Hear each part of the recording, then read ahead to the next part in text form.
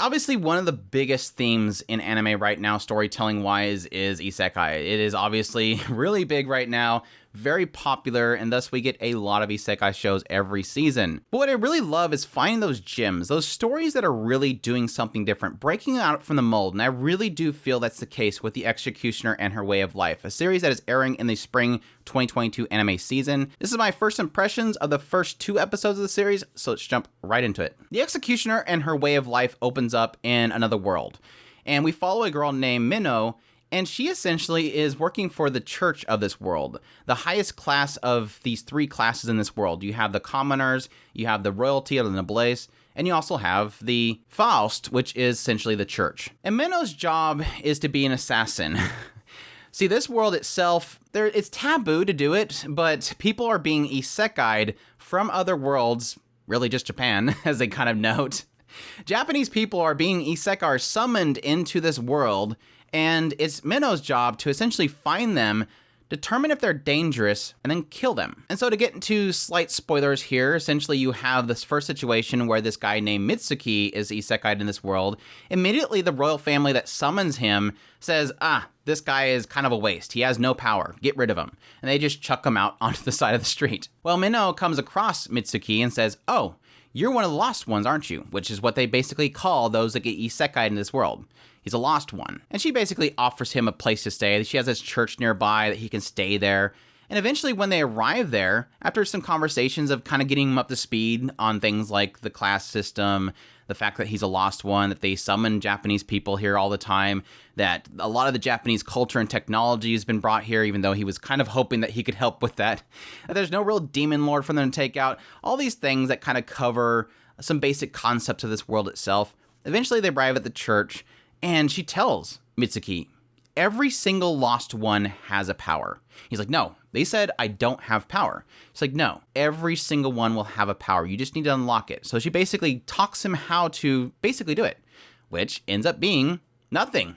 Null. He has the ability of null, which is to essentially nullify the existence of something. And immediately, and this is where it kind of gets a little interesting, immediately he gets a little corrupted. He starts to think, well, now I can take care of anything in my way. And that is the trigger point for Minnow to realize this man's dangerous. And so she executes him. So it kind of gives you a sense of this idea that obviously people that come from other worlds to this world itself are dangerous. There's a possibility of them being dangerous. And Minnow, yes, is kind of trying to figure that out, but essentially is trying to stop the threat before it happens. She even acknowledged the idea that you didn't do anything wrong. I'm the villain. I'm the one that killed you. You did nothing wrong, but also acknowledging the idea that he was a threat. And the reason why they believe them to be a threat is because they've had calamities in the past. At some point in about the 2nd episode, they acknowledge the 4 major human errors. And these are 4 cases where massive amounts of catastrophes happened in the past.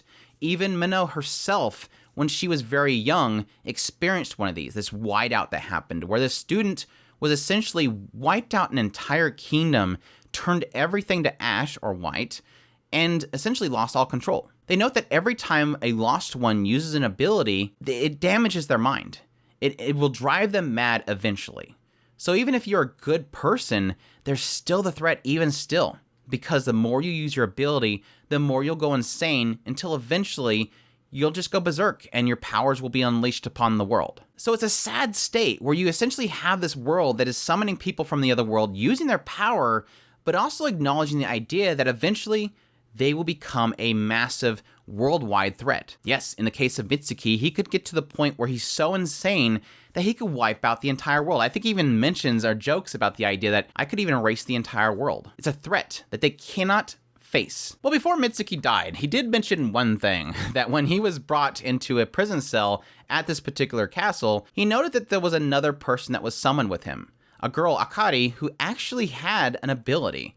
And so obviously Minnow quickly goes to investigate that, sends Momo, her friend, or somebody that really loves her, her kohai, to go investigate until they eventually find this Akari, go in there, and Minnow basically tricks her into believing that this kingdom is evil and that she needs to take her away to protect her, that this kingdom killed the other person that was with her. Well, while they're escaping, Minnow decides, I'm going to do it right here. While she's distracted, I'm going to kill her, and she quickly stabs her. But Akari claimed that she had the ability to heal, but that wasn't it.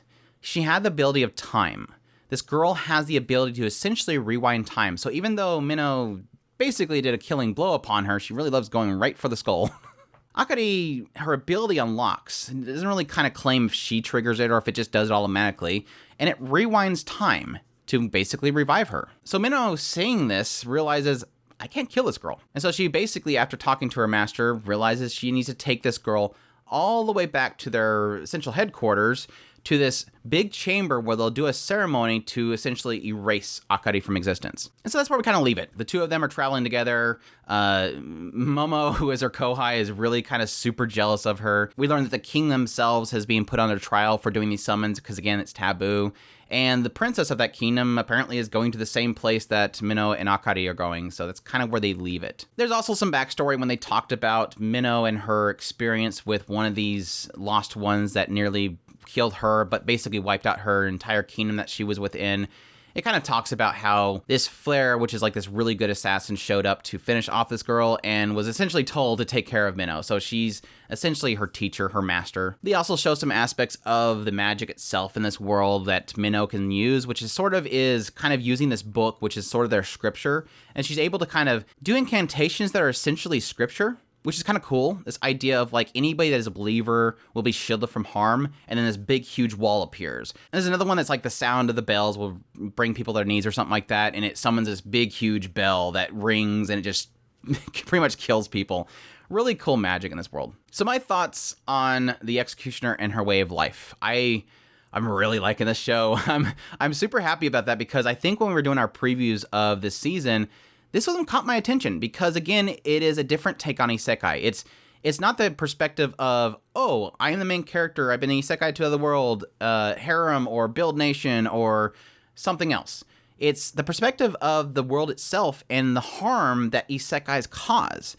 And I kind of assumed it would be as simple as, well, if somebody comes to this world, they can be corrupted by the power they have and they'll do terrible things. So they just kill everybody that arrives.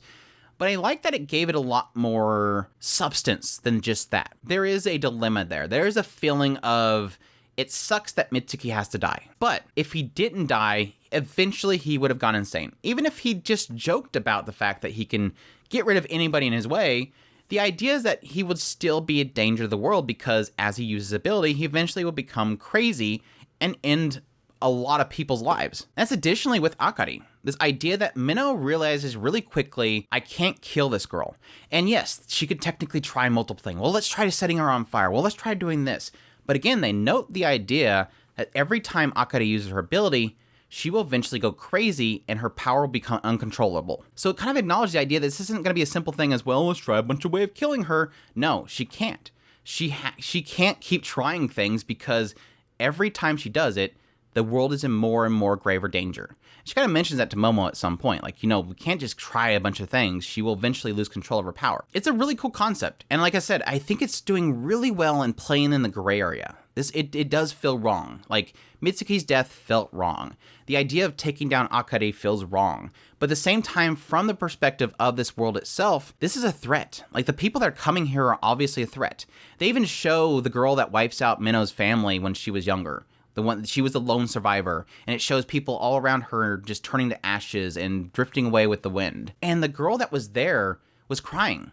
This Japanese student that essentially killed everybody, she's crying. She's like, I can't believe I did this. I didn't mean to do this. Everything is white. It kind of gives a sense that she went crazy.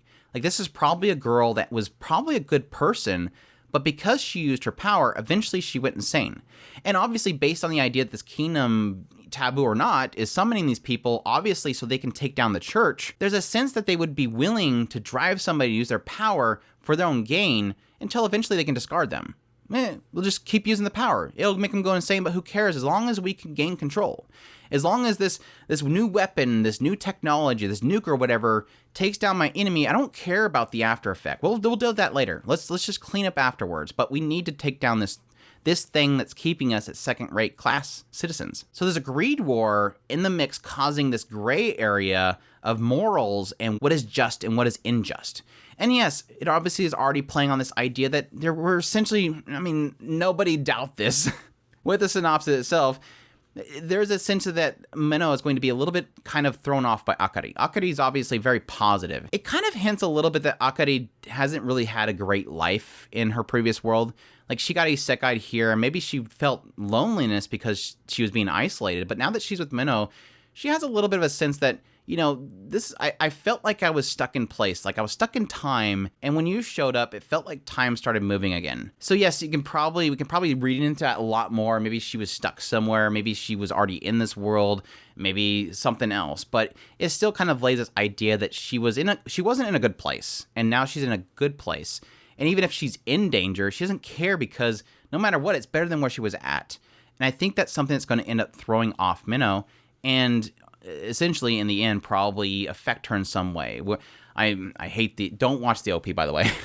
Already insinuating a lot of things that could possibly come of this. Obviously, if the church wants her dead, probably going to end up being this thing where she's probably going to protect Akari in the end. But the question is going to be, if she keeps using her power, is there going to come a time where Akari is going to lose herself? Or can her ability undo the corruption that's coming from her using her ability?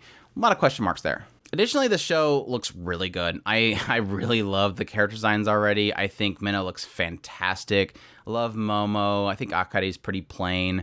But I love a lot of the character designs are. Even Ashuna, the princess, looked really good. Visually, it looks really good. Animation is pretty awesome and very solid. There was very few times where I felt like it was kind of sidestepping a lot of the animation. Most of it looked really good. The 2 or 3 fights we've already had looked really good. So a lot of promise on that end. Obviously, being JC staff, I didn't really have too much of concern there. But yeah, either way, really enjoying this series. Liking the chemistry so far, but the world itself, the mechanics, the isekai stuff, all that stuff, I just ate it up. Now, big concern. I have a huge concern about this show. I'm really concerned about staying power with the show. Like, so far with the first 2 episodes, I am hooked. I love everything they presented, but they've essentially, in a sense, have revealed a lot. And so my concern is that, yes, there's probably going to be still other things about the isekai, about the taboo, about the church, about all this stuff, the lost ones, the mind corruption, all this stuff. There's probably still going to be other stuff they're going to reveal. Like, they'll probably reveal at some point maybe that the Faust are probably isekaiing people too, and they don't want others to do that because they'll gain powers. There's a lot of things they can probably still get into, but I do have a fear. I have this little hesitation inside of me to get too excited about this show because I'm wondering if we've pretty much revealed everything, and that beyond this point, it's just going to be Yuri bait. Now, again, it's a prejudgment. It could keep hitting hard, but we'll see. But I am putting a huge hesitation there. But I think this might be a show that I'll cover on a weekly basis because, like I said, everything so far is spelling out to be really good, and I'm really hooked so far. So far, this is probably easily my most weekly anticipated show right now. I want more. I want to see more of this world, and I want to see what they're going to do in the future. So I definitely highly recommend this show to you guys. Check it out. I'm enjoying it so far. It is a little violent, though, so keep that in mind. But yeah, hope you guys enjoy this video. As always, if you like this video, make sure to hit that like button down below. Comment. Let me know what you thought of the series if you're going to be checking it out. Subscribe if you haven't already. We definitely appreciate everybody that supports us through Patreon or through our tips link in the description below. And definitely stay tuned as we cover all the anime of the season, doing my first impressions on each one of them, as well as reviews, top 10 lists. If it's anime, it's here. Y'all take care.